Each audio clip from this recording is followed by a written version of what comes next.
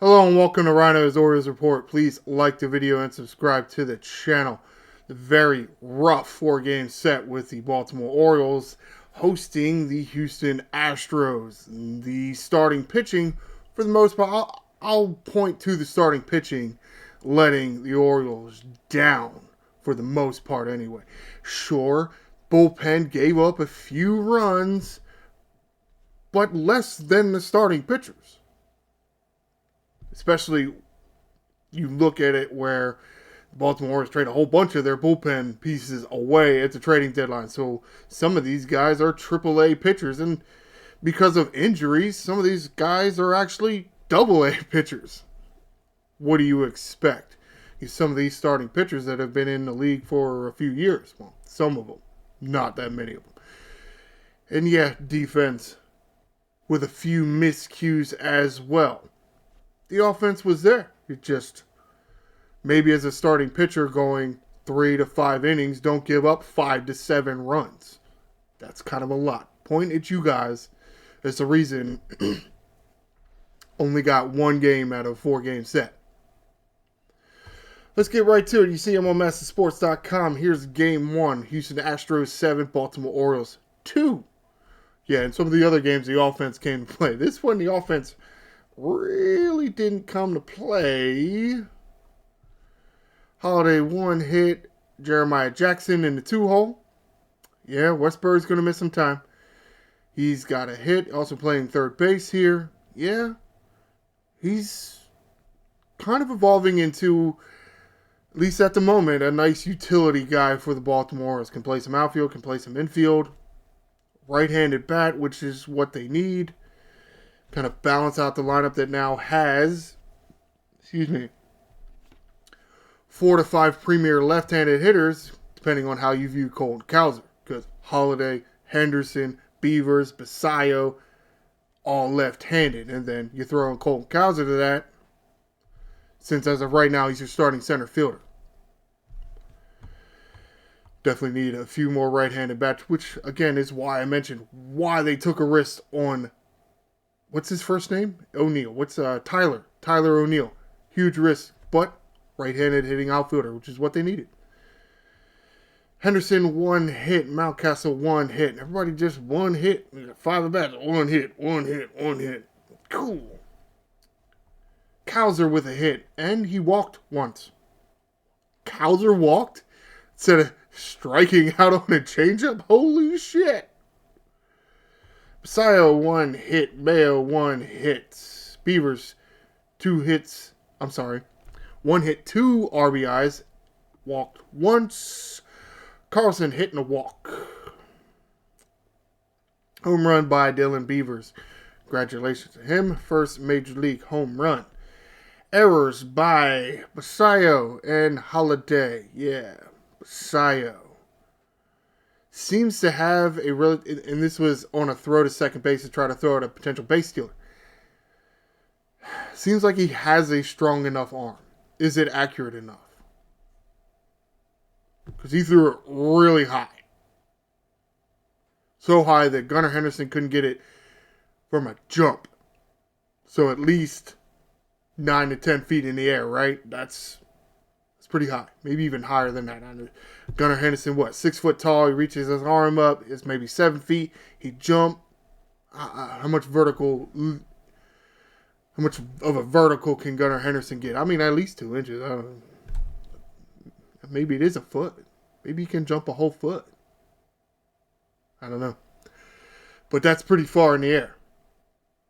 Now, was the pitcher, I can't remember who it was on the mound. It was either Young or Geraldo, if I'm not mistaken. Not holding the runners well, which is something that some of these Oriole pitchers just don't do. They just don't hold runners well. I think you got into a comfort zone, in the middle 20 teens and in the early 2020s, where there still wasn't that much base stealing, which is why the Major League Baseball enacted that rule to increase base size, thus reducing the distance between each bases. More stolen bases. And then the pickoff attempts or disengagements also limited to increase the stolen base. Well, you got to learn to hold runners. And the pitcher has to help the catcher out. And for one reason or another, Oriole pitchers don't seem to do it well. Which is kind of shocking because didn't Martinez pick off 3 guys in one inning for the Orioles way back when?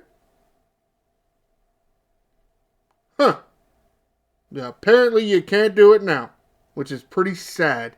Because every time they talk about great Oriole teams, they go to the early 80s and the 70s. Nothing recent. Ooh, yeah. Getting sad. It's getting sadder and sadder as the years go by. Something needs to change. Brandon Young getting a start in this game did not go well for him. And it went so poorly, he's now on the injured list. Spoiler alert, but I'll get to that in a bit. Only able to go 5 1/3 of an inning, giving up 9 hits, 7 runs, all earned, walking 2, striking out 1. Wow, that's not good. Yarmer Geraldo coming in to finish off the 6th inning. Now, Young left with a hamstring injury, so Geraldo had plenty of time to warm up. Now, does that really benefit the Orioles there? Did you stunt the momentum of the Houston Astros in that inning? Well, seeing how they didn't score any more runs, no other pitcher gave up a run or an earned run. It's possible. It's possible. That means he really injured or not. So Geraldo getting the last 2 outs of that 6 innings. No hits, no runs, no walks, 1 strikeout. Okay, that's a good turnaround from that blown save in the 9th inning a few days ago. Okay, so you're like a 6th, 7th inning guy. That's fine. You're young in your pitching career. That's good. More outings like that in the 6th or 7th inning, that's great. Grant Wolfram is how you allegedly say it. I haven't heard him say it. I heard Kevin Brown say it on a podcast a week or so ago. In for the 7th and the 8th. So pitching 2 full innings, does give up 2 hits, but no runs, walking 1, and no strikeouts. Which is surprising because I think he has a really good arm that he didn't get any strikeouts, but at the same time, 2 innings and all he gave up was a walk and 2 hits. It's not terrible. It's not terrible. You don't have as much time to settle in as, let's say, a starting pitcher, so when your whip is 1 1/4? 1 1/2. Well, 3. It would be 3 over 2. So what is that? Whatever that is, I don't care. I'm not doing math right now. But it was a very nice outing for Wolfram. Corbin Martin in for the 9th inning. Pitching the full 9th inning, does give up a hit, but inconsequential as no runs, no walks, no strikeouts. Just a little too much offense by the Houston Astros, especially early. Let's get to game 2. This one a little bit closer. Houston Astros 10, Baltimore Orioles 7. All right, still a bunch of errors by the Orioles, but it was closer. Holiday hit RBI, walked twice. Jeremiah Jackson 2 hits, 3 RBIs. Henderson 2 hits. Mountcastle 1 hit, also walked once. Kowser hitting an RBI. Mayo Ofer walked once. Dylan Beavers 1 hit, 2 walks. Luis Vasquez getting the start at third base, gets 2 hits. Simo Basayo pinch hitting late in the game and ends up getting 2 at-bats. Ofer in those 2 at-bats, struck out twice. Not a good start to his new 8-year contract. Yes, more on that in a bit. Alex Jackson getting a start behind the plate, 2 hits and an RBI. Good for him. Hope I'm pronouncing this correctly. If I'm not, we will learn in the future. V/L Machine in his Oriole debut, picked up off of waivers. This is kind of a lengthy minor league career. Has seen some major league action. Not much. Mostly a minor league player for a long time. Getting a few chances and a few opportunities here with the Baltimore Orioles in the land of opportunity, as for one reason or another, it's still the land of opportunity. Cool. Hitting an RBI for Machine, who came in late. He comes in to play third base, and Basallo goes in to catch. Yeah. Jackson, as in Jeremiah Jackson, or is it Alex Jackson? I don't remember which Jackson it was. It was one of the Jacksons. Hit a double. They're not telling you which one it was. Actually, you know what? It wasn't Alex Jackson. Alex Jackson finally got a single. I do have this up already. I was going to talk about something else. It's a single from Jeremiah there.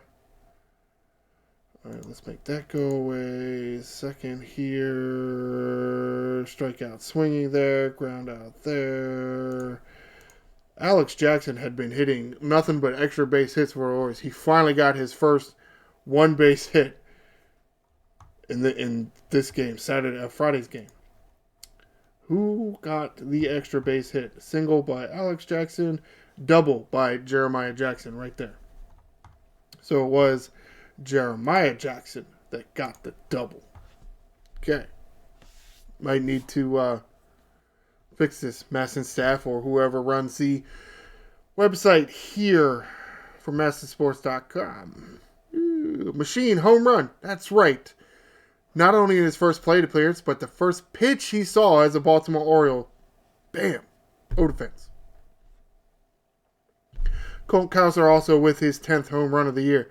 Vasquez and Holiday with stolen bases. So the offense was there. The offense was there. The pitching just couldn't do it. That and errors by Vasquez and Povich. And that's what I had this up for. In the top of the third inning, you see Mr. Dubon walks, and then Cam Smith hitting it to Luis Vasquez at third base. Yes, throwing error by Luis Vasquez, so first and second now instead of either first with one out or a man on second with one out. Who knows? You can't assume a double play, so only one of those base runners is unearned. The other one is earned. Spoiler alert, something coming. Or you can probably see it. And then Mr. McCormick here tries to bunt the men over. And of course, Povich with the throwing error. Yay! And Dubon scores on that play. And then Mr. Pena, homers. 3-run home run. Yeah. And that's why. 1, you can't assume a double play. And then 2, because there was a home run hit, only 2 unearned runs instead of, let's say, 3. It's whatever. Cade Povich with the start in this game. He actually went less innings than Brandon Young, which is odd. But supposedly the Houston Astros do hit lefties pretty well. Povich only able to go 4 2/3 of an inning. Excuse me. Not before giving up 4 hits, 6 runs, 4 earned runs. 6 runs and then 4 earned runs. Because remember I said there were 2 unearned. Then 2 walks and 5 strikeouts. He was only on 4 hits. Well, that's what happens when you throw a few walks and a few errors in there. Yeah. And your Cano in to finish off the 5th inning. But of course, not before he gives up a run. Not sure what is going on with him. So Cano getting the last out of the 5th inning does give up a hit, a run, a walk, and a strikeout. And he gets a strikeout. Yeah. I don't know what's going on with him. I mean, other than not pitching frequently enough. Because to a certain extent, if you're a sinker baller and you want to keep that ball down and get real good action on that sinker, you can't be as rested as, let's say, another type of pitcher, like, say, a Cage Stroud or Corbin Martin. Because we went through all this problem when Zach Britton was the closer here 10 years ago. When he got up to 3-ish days off, he was shaky. So, yeah. 2 days max is what you can do for Cano. And then let's go from there. So let's start pitching him close to every other game. I don't care what the score is. He's got to pitch every other game-ish. If you want to throw back-to-back outings with him, which he hasn't done for a while, which oddly enough, a lot of these guys really haven't, which again is kind of odd, but some of them would benefit from pitching a little bit more often. Cade Stroud in for the 6th inning. Good bounce back outing for Cade Stroud, who has been struggling recent. Pitching the full 6th inning, no hits, no runs, 1 walk, no strikeouts. Matt Bowman, yes, recently added because of injuries. Pitching 1 inning and a third, so pitching the full 7th inning and then 1 out into the 8th inning. Does give up 2 hits and 2 runs, both earned. No walks and 1 strikeout. This is... Yes, most of it was the starting pitching and their failures. But another of it was here. In the final 3 innings, just not being able to slam the door.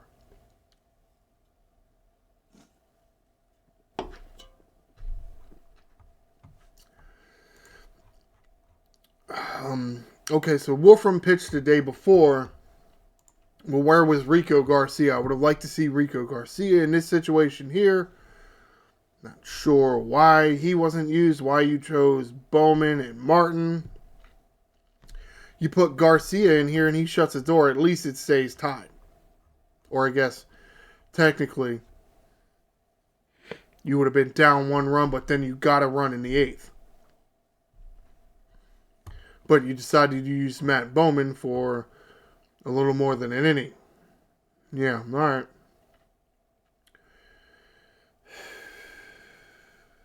Oh, did I say Bowman's line? Bowman pitching 1 inning and a third, does give up 2 hits, 2 runs, no walks, 1 strikeout. Corbin Martin in to finish off the 8th inning, getting the last 2 outs of the 8th inning, and then pitching the full 9th inning, giving up 3 hits, 1 run, no walks, striking out 2. Yeah, you just can't shut things down. You get a few guys that have some shutdown innings out of your bullpen, but it's what happens when you trade 4 pieces away and then 1 gets injured. Yeah, I mean, that's a lot. That's a lot of movement or a lot of turnover in your bullpen. It's a lot.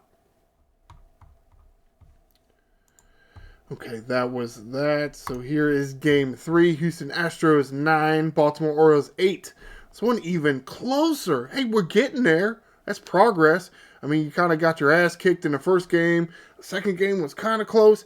And this one was even closer. Well, that's good. Jackson Holiday over, walked once. Jeremiah Jackson, 2 hits, 2 RBIs. Daniel Johnson back with the team. Pinch running late and then going in to play right field. Gunnar Henderson, 1 hit, 1 RBI, walking once. Mountcastle hit 2 RBIs. Colton Cowser, 2 hits, 3 RBIs. Samuel Basayo, 1 hit. Kobe Mayo, over, walked once. Dylan Beavers, 2 hits. Vimael Machine, over, but he walked once. Luis Vasquez, defensive replacement, late. Basayo with a double, Beavers with a double. Jackson as in Jeremiah Jackson. I know this one, Jeremiah Jackson. Well, you can tell because it's the one now. Alex Jackson has hit home runs. Also, he wasn't in the lineup. Jeremiah Jackson, first major league home run. Congratulations to him. Colt Cowser also with a home run. Henderson, Beavers with stolen bases. Kobe Mayo with a throwing error. All right, here's how it happened. Let's go over it. In the 3rd inning here, Altuve single to left field, and then Jesus Sanchez double. So you got a man on second and then a man on third. You get a strikeout swinging. You get a Caratini in here grounding out to the shallow infield. Vimael Machine to Kobe Mayo for the out. But with Altuve kind of standing next to Machine there when he fields the ball, like as soon as he threw the ball to first base, Altuve took off to the plate. And Mayo kind of standing there after he caught the ball, scratching his head. I guess he didn't throw it initially because he figured he wasn't going to be able to get Altuve. But Mr. Sanchez, remember, I don't like this guy. He's the thief. He's the thief. He robbed Henderson and Basayo in that series in Houston. I don't like him. He's too tall. But apparently plays real well because he's following in Altuve's footsteps, literally, because he followed Altuve to the plate. So Kobe Mayo's like, oh shoot, I gotta throw the ball now, and then he makes a terrible throw. Didn't even give the dudes a chance to try to tag a guy out. Cool. So Kobe Mayo is okay in the field. As long as he doesn't have to throw a baseball, he's fine, apparently. Yeah. Good coaching. Idiots. Dean Kramer getting a start in this game. So good, Dean Kramer. What happened? Ran into a buzzsaw, I guess.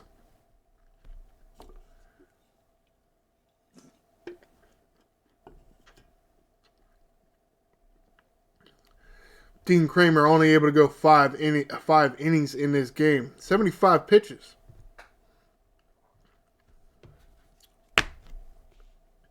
I wonder if this is an adverse effect of throwing too many pitches last outing and then not getting pushed back like they all said he was going to be.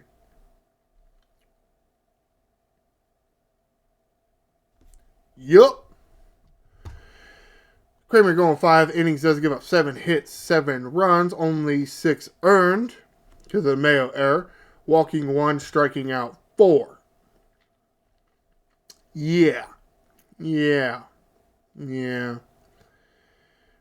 But the offense kind of, they came around. And if Dietrich Ends doesn't give up 2 runs in his 2 innings of pitched,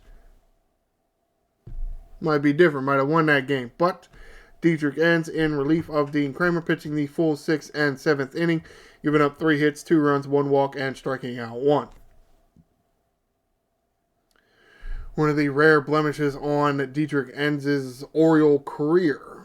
Very short Oriole career. Happens, I guess. But again, lefty. And supposedly, allegedly, what we've heard on the broadcast, if you've been watching, the Houston Astros really hit left-handed pitching well. Yama Hirota in for the 8th inning. Okay, so you can be a good 6th, 7th, or 8th inning guy. All right. Pitching the full 8th inning, Mr. Hirota gives up no hits, no runs, no walks, and does not strike out anybody. Throws 6 pitches. Huh. Okay. Yeah, I mean, that works. Ricky Garcia in for the 9th. I don't know where he's been. This is the 3rd game of the series. He's had 2 games off. I mean, okay. That's fine. I don't know why some of these guys can't pitch every other game. Especially when you're going to throw in an off day in between some of those games sometimes. So sometimes they will have 2 days off. All right. I think to a certain extent you might have actually too many guys in the bullpen right now. Kind of seems like it. Because what are you throwing? 3? Maybe 4 a night? Yeah, it just seems like some guys. Because I cannot believe that they're pitching too much. Some of these guys are not pitching too much. But however, Garcia does give up a hit in the 9th, but no runs, no walks, and no strikeouts. Okay. Well, finally see some instances, or an instance, where the bullpen stacks some zeros. Like to see that. What is this? What was that? Oh, that was where I was talking about the error. Okay, let's get to Game 4. Houston Astros 2, Baltimore Orioles 3. Yay, the Orioles finally won a game. Yay! Oh, look at that. No errors. That's probably one reason why they won. Oh, look at this. Colton Cowser leading off. Jackson Holliday finally gets a day off? Wow. Shocking. Colt Cowser 1 hit. Jeremiah Jackson, 2nd hole again. Seems to be working out okay for him. 1 hit. Daniel Johnson pinch running. Coming in to play right field. Okay.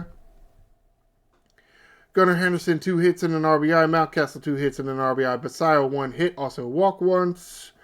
Dylan Beavers, 0 struck out twice. Alex Jackson, 0 V-Mail Machine, 0 Luis Vasquez playing second base today. Place of, almost forgot your name, Jackson Holiday. Hitting an RBI. Congratulations to Luis Vasquez, home run. Should be his first Major League home run. If I remember what they said on the broadcast correctly. I hope I do. Actually, we could probably go look at this. Just hoping it does not take too long. Well, this is his regular season stats according to MASNsports.com/stats/stats. Did not have a home run in 11 games with the Cubs last year in 2024. 1 home run with the Orioles in 2025. So, yes, should be his first Major League home run. Let's go. Load page, stupid bastard. Henderson, Vasquez with the home runs and the only extra base hits. Henderson, 2 stolen bases. Yeah, well, one was a stolen base. Honestly, the other one kind of looked like defensive indifference to me. But to a certain extent, if that's going to be part of the winning runs in a very close game, yeah, you kind of got to give him a stolen base. Because they were not paying attention to Henderson at all. Finally, an instance where an opposing pitcher wasn't paying attention to a runner and the runner being able to take advantage of it. But this is about learning the running game, learning how to control the running game, and learning when to go. Not just, I'm young and I'm fast and I'm going to steal second base. Ah! To teach them how to identify when the pitcher and catcher are not paying enough attention to you. When the fielders are in a slightly out of position or in a position where it's slightly difficult to get to the bag to get you. And yes, the third baseman, who should have been Carlos Correa in this game, right? Yes, Carlos Correa for the Astros. Playing kind of deep at that third base hole and a little bit shifted towards shortstop. Going to take him a while to get over and cover third base, and then to a certain extent he would have to try to catch the ball on the run. Not the easiest thing to do, but again, that's when you would try to go. Daniel Johnson thrown out trying to steal again. Know when to hold him, and know when to fold him. However, again, but you got to learn. You got to learn, again, yes, by out there on the field doing it, but also from the coaches teaching you certain indicators. What a shock. The game the Orioles won with Trevor Rogers on the mound. Apparently, very hard to get a win when it's somebody else on the mound. I wonder if he'll get a contract extension anytime soon, maybe in the offseason. That's possible. Trevor Rogers going 7 full innings, giving up 5 hits, 1 run, 3 walks, 9 strikeouts. Not the best line for Trevor Rogers, though at the same point, he's left-handed. And remember what I've been saying a few times this video, what Kevin Brown and Ben McDonald have been mentioning on the broadcast this whole series, that the Astros seem to be hitting very well against left-handed pitchers. And what Ben McDonald made a note of in the post-game show, this was probably one of the better outings for Trevor Rogers, he thought, because he didn't have the absolute best stuff he's had this year. He had to grind it out a bit. So, it's one thing to just go out there and dominate everybody at all instances of a game.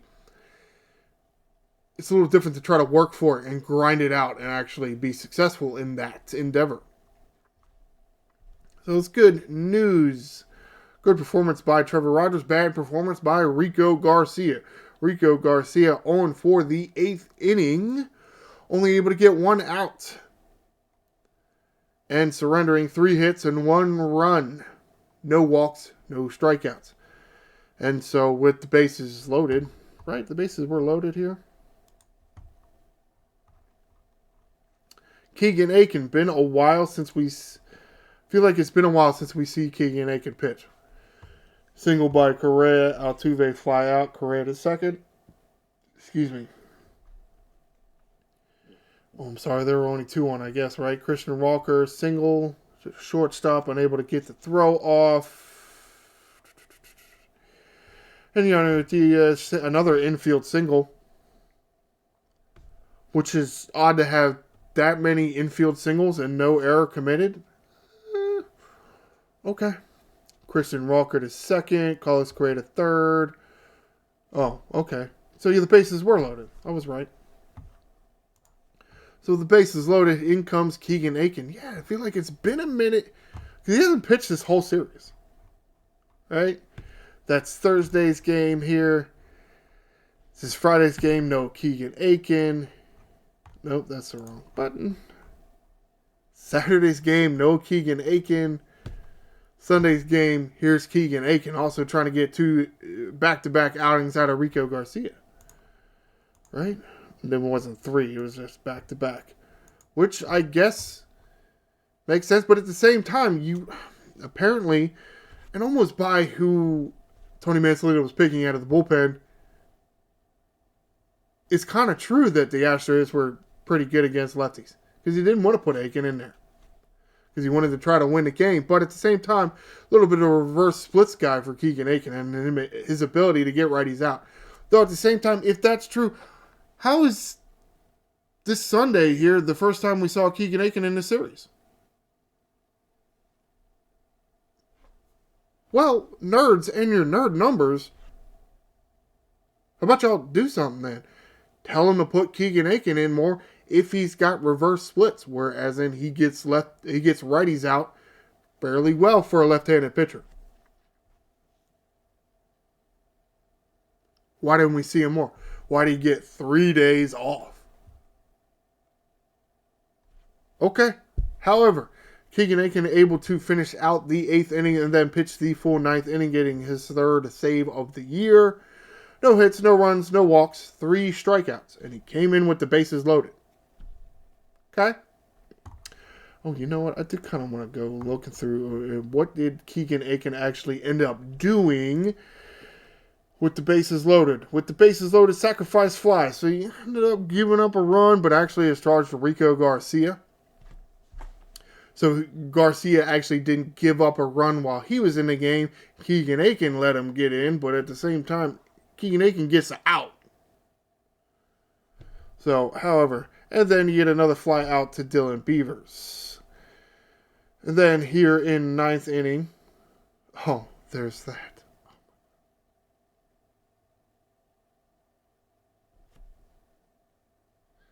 I almost forgot about this.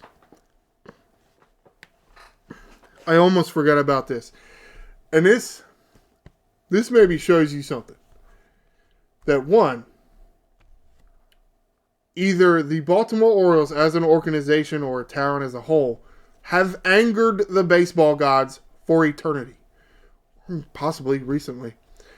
Or 2, the medical staff, the exercise staff, the strength and conditioning staff of this organization, the Baltimore Orioles organization, is absolute fucking garbage. Garbage. And should all be fired. Because you see the name there right there. Craig Kimbrell replacing John Rooney. Craig Kimbrell is now a Houston Astro. Did we see some of the same performances we saw out of Craig Kimbrell at the end of last year? No, we saw Craig Kimbrell from the beginning of last year. Okay, he gives up the single to Jackson.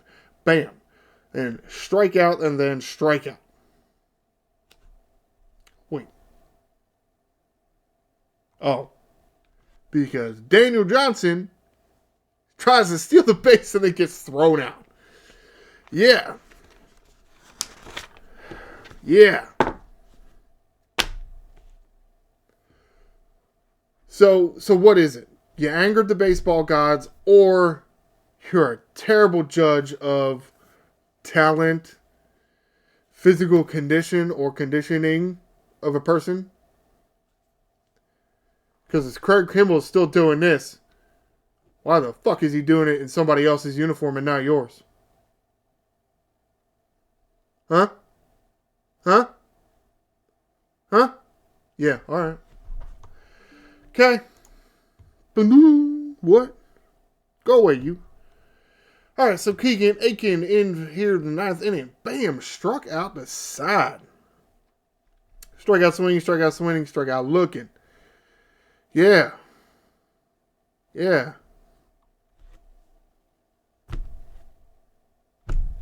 I don't know.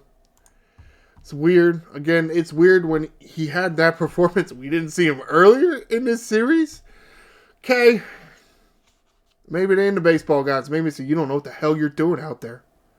And you know what? Going through some of these articles, it's not that exciting. But I'll get to that in a minute.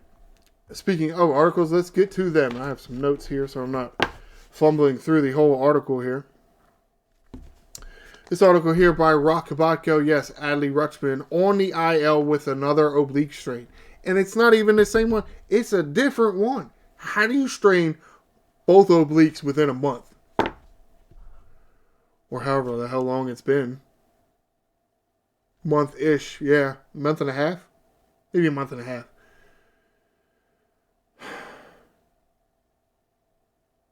Yeah. That's got to be your strength and conditioning and recovery department. You don't know what the fuck you're doing. You're stupid. How does a professional baseball hitter injure his oblique that many times? That's a little too much. A little too much. Within a month and a half span. It's way too much. Really what this is saying, Daniel Johnson replacing Adley Rutschman on a roster, so no more 3 catchers, which is fine.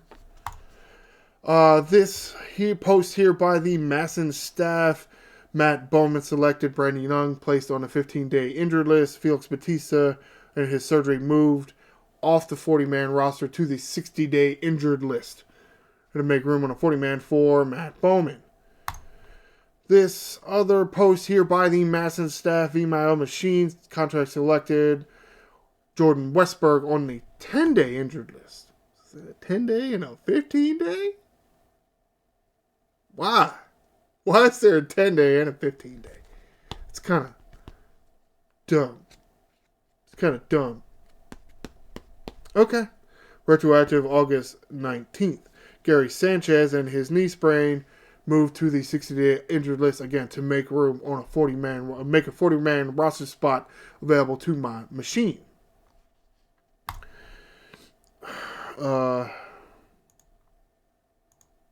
Okay, this article here written by Rock Kabatko talking about Suarez and his outings. Probably needs 1 or 2 more outings before he's ready for major league action. Also, probably the same with Mateo, probably a week-ish more in his rehab assignments.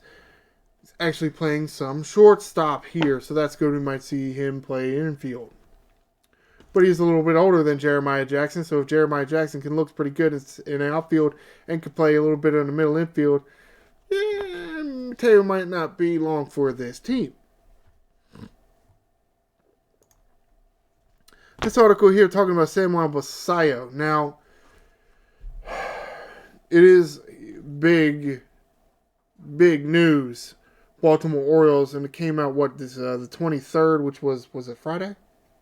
Was it Friday? Is Friday or Saturday? I think it was Friday. And Samuel Basallo getting a huge contract extension, considering that he's only played Major League Baseball for a week.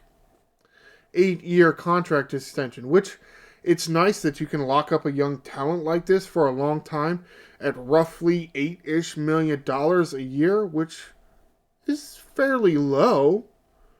But at the same time, what kind of player is he? Is he even worth $8 million a year? It's tough. It's tough because you just don't know what the hell's going to happen. You have no idea what's going to happen over the next 8 years. You really don't. Is he going to turn out to be a good player? Is he going to turn out to be a shit player? Is he going to turn out to be a once-in-a-generation talent? Well, you sign him now, then if he does become a once-in-a-generation talent in 2 years-ish? You got him relatively cheap for the next 6 years. Downside is if he doesn't do shit in this league ever, you're stuck with him for 8 years. But it's... And I tried to do some research here and try to figure out what exactly the details of his international free agency contract was. The Orioles signed him as an international free agent in 2021. All they wanted to say was the signing bonus was about $5 million-ish. And maybe it was about 1.3 a year. But I didn't get the length of the contract. So is part of the reason why Samuel Basallo was one of the first young Orioles, in the new wave young Orioles, to get an extension, because Henderson, they still have a few years of control left. Adley Rutschman, they still have a few years of control left. Bradish still has a few more years. Kramer still has a few more years. Rogers only has one more year. I don't know the length of Basallo's contract. They haven't, like, the internet apparently doesn't know, which is somewhat odd, but it's fine. And either nobody in the news media that was at the press conference asked, or nobody answered the question. So, well, that. But Samuel Basallo is going to be an Oriole for the next 8 years, not including this one. So, yeah. I mean, what, 32, 33? He's going to be 31 or 30 something when he's finally a free agent. The potential is relatively good. Again, how's he going to turn out as a player? When part of the why it was Basallo, not a Henderson or Rutschman or whoever. Basallo not represented by Scott Boras. Orioles do not like doing business with Scott Boras. Probably because, for one reason or another, he managed to negotiate the maximum amount of money that he can ever negotiate for specific players. And the Orioles don't like that. And of course, he knows that, so he kind of likes representing Orioles. I think one of the last ones, not this generation, but was Matt Wieters, right? If I remember correctly. Yeah, he didn't get a contract. He got the qualifying offer, took the qualifying offer. And then what happened? Yeah, it bit you in the ass, didn't it, Scott Boras? Good. I'm sorry. I don't think some of these contracts should be fully guaranteed. Because then you know what? You know who takes the brunt on that? The fans. The season ticket holders that are told, move your asses to the back of the fucking bus or get the fuck out. Because we want to make more fucking money. You got really nice seats. Oh, you're not giving us enough. You're not buying enough games. Get the fuck out. We want to give it to these big mega corporations. They're going to have their goddamn employees here, and they're not even paying attention to the game. Because, yeah, that's what happens. I sit next to them. Half of them, maybe even 90% of them, don't even pay attention to the damn game. I guess that's what you really want. Damn douchebags. Alright, this article here by Rockabako. Oh, the last one was by Rockabako, too. My bad. Talking about Kyle Bradish and... it's not Trevor Wells. Tyler Wells. I want to call him Trevor Wells. Hopefully he pitches like that. But it will be in the starting rotation, not the bullpen like we all think it should. But whatever. It's Kyle Bradish. Tentative plan. Nothing certain. It's also not Tuesday yet. So if everybody says, oh, Kyle Bradish for certain is going to pitch Tuesday, we don't know what's going to happen between now and Tuesday.